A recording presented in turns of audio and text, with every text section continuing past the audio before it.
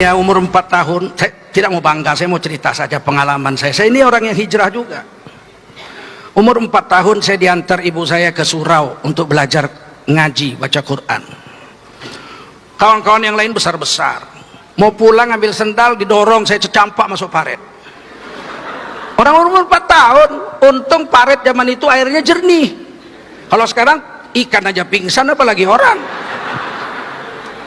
Guru saya itu langsung loncat ke dalam paret itu, diangkat, saya digendong, dibawa pulang saya ke rumah. Karena bapak saya bos di situ. Begitu sampai, ini Pak, anak bapak jatuh ke paret. Kata guru saya, bapak saya mau marah sama guru itu nggak jadi marah karena guru juga basah juga. Begitu sampai guru itu pulang, dia bilang apa? Khot fardoma, berhenti ngaji. Sudah tahu banyak orang-orang tidak beres, berhenti ngaji. Ibu saya gendong saya bawa ke kamar mandi, saya dimandikan, disabuni. Ibu saya bercucuran air mata. Saya lihat ibu saya nangis. Saya masih nangis itu, sedih sekali. Saya campak masuk paret itu, sabuni badan saya. Terus kata ibu saya, jangan berhenti ngaji nak, kamu jangan berhenti ngaji. Diciumnya oleh ibu saya. Waktu itu hati saya bicara, saya tidak akan berhenti ngaji Umi, sampai mati saya tidak akan berhenti ngaji. Ngaji lagi, campak lagi masuk paret. Kata guru ngaji, kamu pulang nggak boleh pulang, pulang dulu orang lain semua baru saya pulang. Bayangkanlah, orang bawa obor, kita nggak bawa obor, gelap. Kata guru saya, supaya kau jangan takut, kau azan. Nggak ngerti azan saya bilang Allahu Akbar, Allahu Akbar. Saya sepanjang jalan Allahu Akbar, Allahu Akbar. Tapi beruntung, kira-kira 2 bulan datang juara MTQ tingkat Sumatera Utara, adikan bapak saya, anak imam besar Masjid Sultan Serdang. Jadi bapak saya, kawan-kawan kecilnya lah, dia bilang, Nasir, kamu harus ajari anak saya supaya anak saya nggak masuk paret lagi. Akhirnya saya sendiri ngaji kepada guru saya ini, dan beruntung akhirnya saya bagus baca Quran. Umur 8 tahun saya sudah jadi imam di desa saya, dan sudah juara MTQ tingkat kecamatan dan seterusnya sampai ke provinsi. Membahagiakan sekali hidup waktu itu. Akhirnya saya jadi pembaca Quran. Setiap ada Maulid Nabi Isra Mi'raj di kota Medan, saya pembaca Qurannya. Ustadznya waktu itu masih Mahyarudin Salim, ya, Tengku Latif Rusdi, yang terkenal waktu itu di Medan begitu. Haji Sayyidin Nur guru saya. Tapi bapak saya suka main musik. Umur kelas 2 SD saya sudah diberikan organ. Saya sayang dengan ibu, saya masak nasi masih pakai bambu, ditiup apinya. Sambil menunggu nasi masak, saya main organ tuh. Kemudian kelas 3 atau kelas 4 ya, bapak saya belikan saya gitar. Dan saya diajarkan dasar-dasar klasik gitar. Satu hari harus main 3 jam sampai 4 jam. Malam dia pulang kerja, saya pulang ngaji, dikontrol, main. Kalau nggak ada kemajuan, jitak kepala saya. Main musik aja goblok katanya. Jadi saya main musik itu setiap hari 3 sampai 4 jam.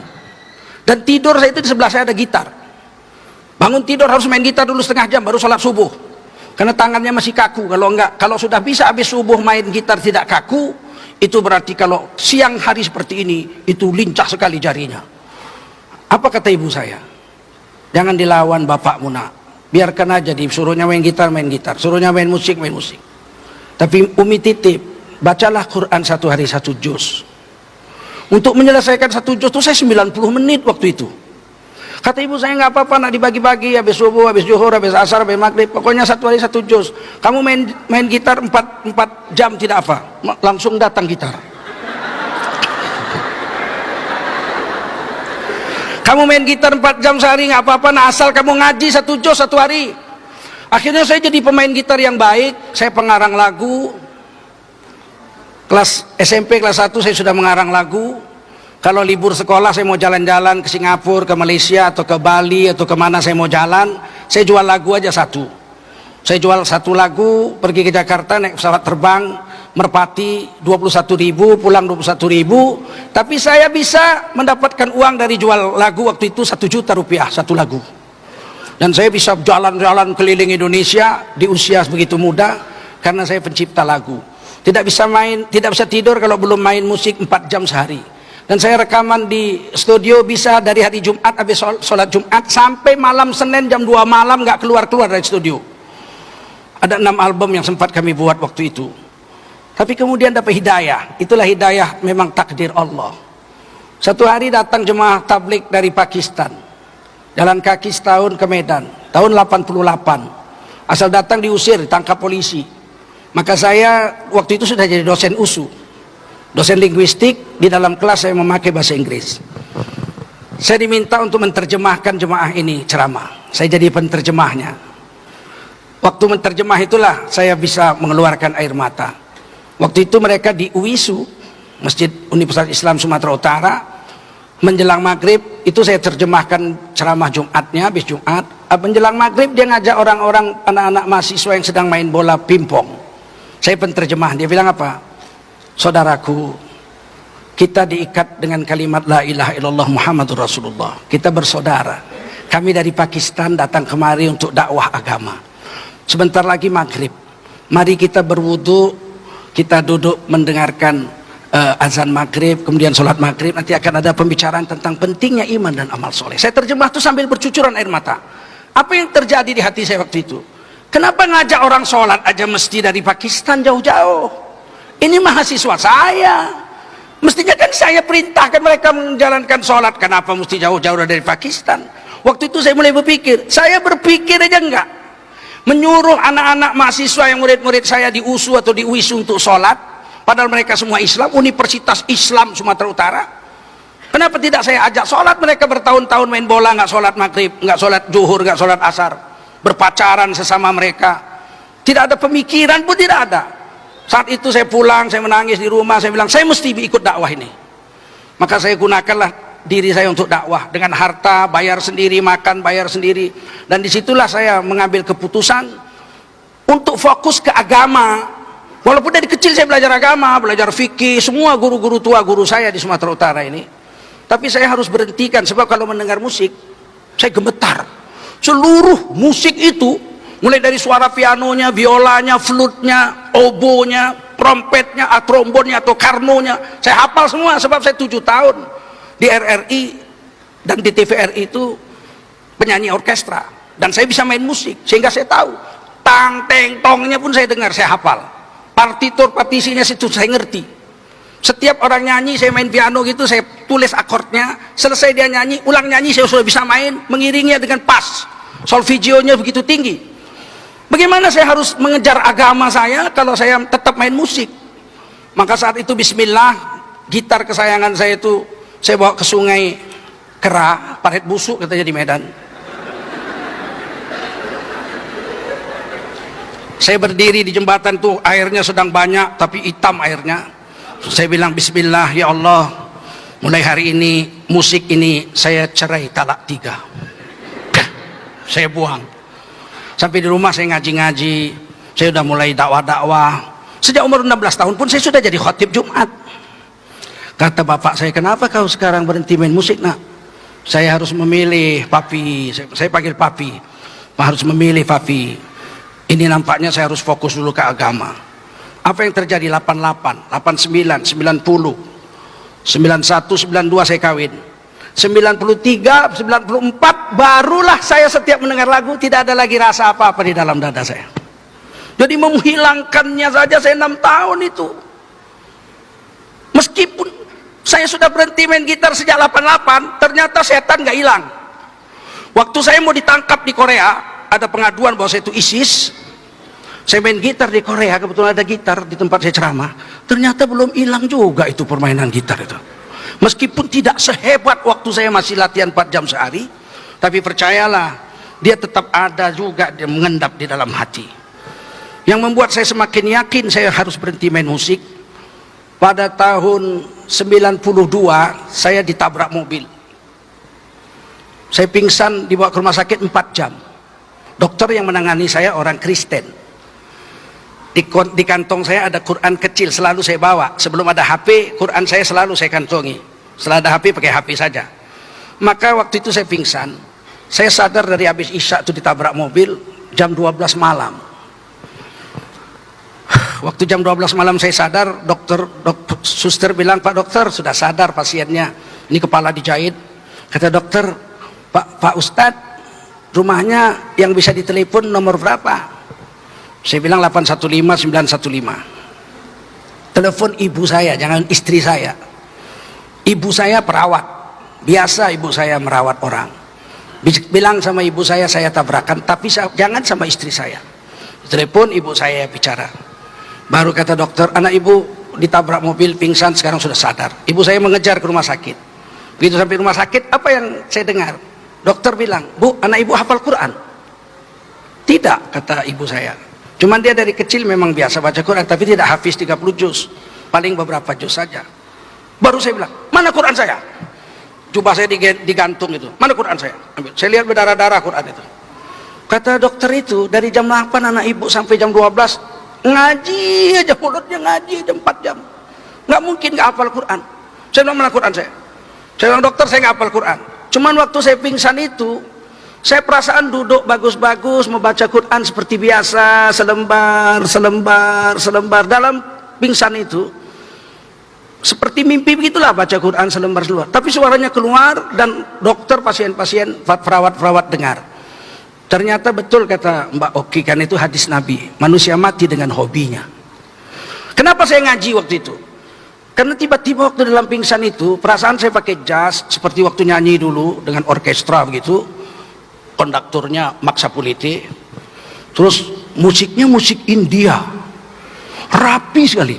Ceng cekeceng cekeceng cekeceng cekeceng cekeceng cekeceng. Terus saya nyanyi, "Enak bolo-bolo ceng enak bolo-bolo ceng. Indah sekali. Hati saya bicara dalam pingsan itu. Kenapa harus nyanyi? Kenapa harus nyanyi? Baca Quran. Terus dalam pingsan itu ya perasaan saya keluarkan Quran seperti biasa dari kantong. Kemudian saya ngaji. Ternyata dokter lihat 4 jam tanpa melihat Quran. Sejak itu saya yakin manusia mati dengan hobinya. Kalau hobi kita sholat, kita mati sedang sholat. Kawan saya Pak Tamim mati sedang sujud. Kalau hobinya dakwah, mati sedang dakwah. Kawan saya juga ada mati sedang dakwah, Pak Abdullah. Ada pula kawan saya mati sedang main musik. Ada orang yang mati sedang berzina. Anggota DPR di Jakarta mati sedang berzina. 3 hari lagi mau naik haji, dia masuk hotel, dia berzina, mau puas-puasan karena mau naik haji 40 hari, dia mati di atas perut perempuan. Manusia mati dengan hobinya. Oleh karena itu, yang sudah hijrah, carilah yang diridhoi Allah. Satu hari bibi istri saya datang ke rumah, nginap di rumah seminggu. Tiba-tiba bibi itu pulang, anak saya dua-dua nangis di dalam kamar, nggak mau nganter keluar. Kemudian saya masuk, "Ada apa kamu ini dua-dua? Kenapa kamu pada nangis?" "Benci kali kami sama nenek itu," katanya. Dibilang nenek itu Buya penyanyi. Enggak kan Buya? Enggak kan katanya. Saya bilang, "Memang betul nak, Buya dulu penyanyi nak. Sekarang kan enggak lagi Buya." "Enggak, kami enggak pernah kok dengar Buya nyanyi di rumah ini." "Iyalah nak, memang dulunya pula. Dulu." Baru anak-anak saya peluk saya, "Jangan jadi penyanyi ya Buya ya." Makanya sekarang lagi tren di medsos, Tengku Zulkarnain mantan penyanyi mendadak jadi ustadz. Saya bilang dia salah. Saya belajar Quran, belajar ngaji dari kecil. Belajar fikih, semua guru tua di sini guru saya. Syekh Mahmud Syahabuddin, saya belajar kitab Mahalli. Syekh Dahlan Musa dari Matan Takrib sampai Kifatul Akhyar. Syekh Jalaluddin Abdul Muthalib Mufti Kerajaan Delhi, guru saya ngaji kitab Tafsir Ibnu Katsir. Terus guru-guru yang lain, Arifin Isya, Syekh Arifin Isya saya ngaji Minhajul Abidin, kitab Imam Ghazali. Jadi saya betul-betul ngaji. Belajar bahasa Arab dari Syekh Martubung, ya. Itu guru saya, Azhari Al-Martubung, di depan Coca-Cola Jalan Belawan. Juga saya belajar fikih I'anatul Thalibin dari Syekh Hasan Maksum, guru di Masjid Agung, dan seterusnya. Jadi nggak ada mendadak. Percayalah tuan-tuan, agama tidak bisa install. Kalau jadi tentara palsu bisa. Modal badan tegap, rambut cepak, pakai baju loreng, dia udah bisa cari duit ke sana ke sini, walaupun tertangkap juga. Tentara palsu mungkin setahun 2 tahun baru tertangkap. Polisi palsu bisa, model badan kekar, rambut cepak, beli baju dinas polisi, modal sempit, sudah bisa nyetop orang, udah bisa mentilang orang pakai surat tilang palsu, walaupun mungkin 5 bulan 6 bulan kemudian dia tertangkap polisi palsu. Tapi kalau ustadz palsu udah bisa. Belum amma ba'du udah ketahuan. Belum amma ba'du baru alhamdulillah la kalau kata illa billah udah ketahuan. Udah ketahuan. Oleh karena itu saya ingin beritahu, saya salah-salah main gitar enggak sedih saya. Tadi salah-salah melodi udah enggak betul. Enggak sedih, saya tinggalkan lama kok. Itu cuman saya mau buktikan bahwa setan belum hilang. Kalau saya latihan 2 jam aja enggak ada salah lagi saya main itu. Begitulah setan masih ada tetap di sini. Dan dia akan kembali ketika kita sakaratul maut. Bisakah kita memilih mati dengan cara husnul khotimah atau mati dengan cara yang menyesatkan seperti yang pernah saya alami waktu pingsan?